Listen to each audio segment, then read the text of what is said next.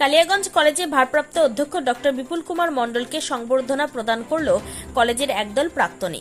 শুক্রবার বিকেল ৩টায় গোপাল দাস, সৌম্য দত্ত, অনুপ জয়সওয়ালের মতো একদল প্রাক্তন ছাত্রছাত্রী কলেজে হাজির হয়ে একদা তাদের প্রিয় অধ্যাপক বর্তমান ভারপ্রাপ্ত অধ্যক্ষের হাতে পুষ্পস্তবক তুলে দেন। সেই সঙ্গে নানা উপহার সামগ্রী তুলে দেওয়া হয়। ২০০০ সালের পরবর্তী সময়ে কালিয়াগঞ্জ কলেজ থেকে উচ্চশিক্ষা লাভ করা এই প্রাক্তনীদের কথায় অধ্যাপক হিসেবে ডক্টর মণ্ডল সর্বদা ছাত্রছাত্রীদের পাশে থাকার চেষ্টা করেছেন। আর্থিকভাবে দুস্থ ছাত্রছাত্রীরা যাতে কলেজে পড়াশোনা করতে পারে তার জন্য যতটা সম্ভব সহযোগিতা করতেন। এমন একজন মানুষকে কালিয়াগঞ্জ কলেজের অধ্যক্ষ পদে পেয়ে আমাদের মতো প্রাক্তনীরা গর্বিত।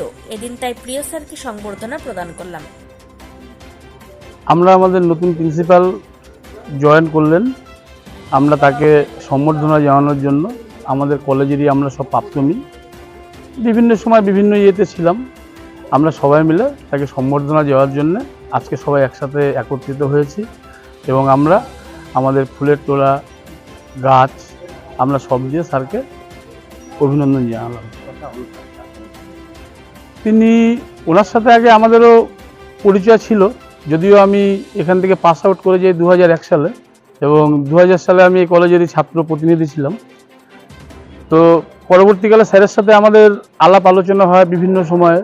তো আজকে যে জিনিসটা আমার সবচেয়ে ভালো লাগলো স্যারের সাথে কথা বলে, তিনি আমাদের প্রত্যেকটা স্টুডেন্টের সাথে যারা আমরা আজকে এসেছি এখানে তাদের সাথে তিনি খুব ভালোভাবে কথা বললেন যে আমাদের বিভিন্ন এলাকায় অনেক সময় থাকে দুস্থ ছেলেমেয়েরা যারা হয়তো কলেজে ভর্তি হতে পারে না, সেই অসুবিধাগুলো তিনি হয়তো জানবেন না ডাইরেক্টলি, সে আমাদের মাধ্যমে আমরা যদি এসে বলি স্যার তাদের ভর্তি বা তাদের কোনো অন্য সমস্যা বা কলেজে কোনো কিছুতে সমস্যা হচ্ছে, তিনি আমাদের বলেছেন সবসময় আমাদের সাথে থাকবেন। এটা আমাদের একটা বাড়তি পাওনা যে একজন একটা কলেজের, আমাদের গ্রাম্য শহর, এই শহরের একটা কলেজ মানে মহাবিদ্যালয়, সেই মহাবিদ্যালয়ের একজন প্রধান তিনি আমাদের প্রাক্তনীদেরকে যে মনে রেখে যে এই কথাগুলো যে বলেছেন এবং আমাদের সাথে যে তিনি সময় ওয়েস্ট করলেন তার জন্য আমরা কৃতজ্ঞ। নিজস্ব সংবাদদাতা, খবর কালিয়াগঞ্জ।